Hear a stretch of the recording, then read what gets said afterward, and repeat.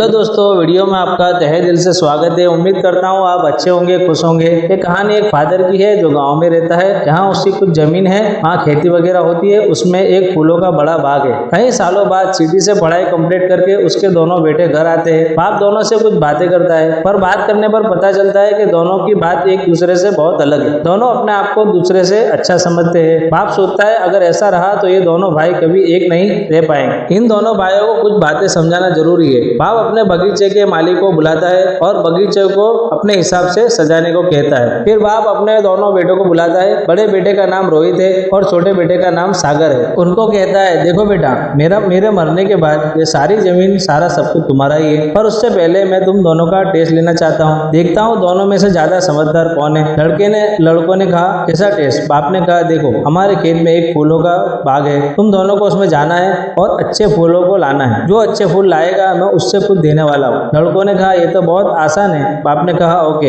अब तुम दोनों डिसाइड कर लो पहले कौन जाएगा। रोहित बड़ा था, सागर छोटा। रोहित ने कहा, पहले मैं जाता हूँ। अब बाप रोहित को लेकर बगीचे के पास जाता है, एक बॉक्स देता है, कहता है, देखो ये एंट्री गेट है और वो एग्जिट गेट है। तुम यहाँ से जाओगे और वहाँ से निकल जाओगे। ये मालिक तुम्हारे साथ जाएगा। एक बार आगे जाने पर वापिस नहीं होना है। सोच समझ के आगे बढ़ना है, क्योंकि एक बार तुम आगे निकल जाओगे फिर वापिस उस फूल को नहीं ले पाओगे। बेटे ने कहा, ओके। अब रोहित वो बॉक्स लेके बगीचे में एंट्री करता है। मालिक से पूछता है, कहाँ अच्छे फूल है? मालिक कहता है, मुझे सिर्फ साथ चलने को कहा है और ये ध्यान रखने को कहा है कि आप वापिस जाके कोई फूल ना ले। रोहित मालिक को बॉक्स दे देता है और दोनों चलना शुरू करते हैं। अब रोहित देखता है कि एक तरफ कांटे हैं, एक तरफ अच्छे फूल है। वो कुछ फूल बॉक्स में डाल देता है और आगे देखता है और कहीं फूल है, तो वो यहाँ से और फूल नहीं लेता, वहां से आगे बढ़ जाता है। आगे चलकर और कुछ फूल बॉक्स में डाल देता है। अब वो आगे देखता है कि यहाँ तो सबसे अच्छे फूल है और सोचता है, लगता है पिताजी ने सारे अच्छे फूल एंड में ही रखे हैं। वो आगे बढ़ जाता है,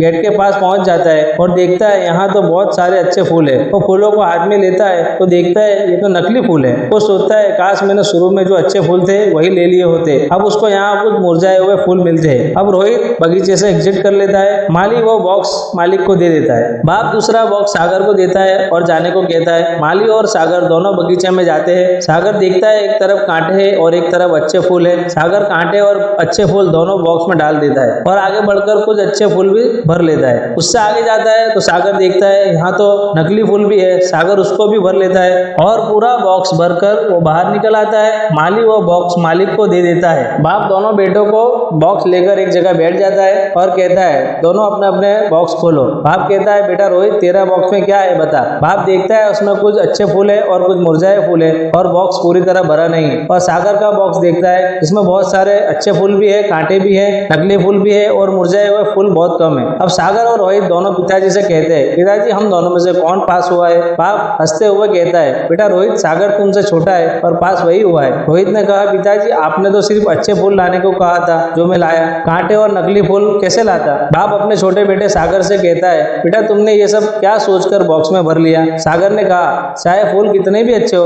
उसको संभालने के लिए कांटे भी जरूरी है और नकली फूल मैंने इसलिए रख लिए क्योंकि ये सारे फूल आपने रखाए हैं तो इसको कुछ ना कुछ लॉजिक से ही रखाए होंगे, इसलिए मैंने ये भी रख ली। बाप कहता है, देखो बेटा, ये टेस्ट इसलिए थी कि लाइफ ये बगीचे की तरह है। एक बार जो वक्त गुजर जाता है वापिस नहीं आता। कभी आपका वक्त फूलों के साथ गुजरेगा यानी अच्छा गुजरेगा और कभी कांटों के साथ गुजरेगा यानी बुरा गुजरेगा और कभी ऐसा वक्त भी आएगा तो उस वक्त हमें ऐसे नकली फूलों की तरह वक्त के साथ समझौता करना होगा। जो काम सागर ने किया है, इसलिए रोहित आप फेल हुए हो और सागर आप पास हुए हो।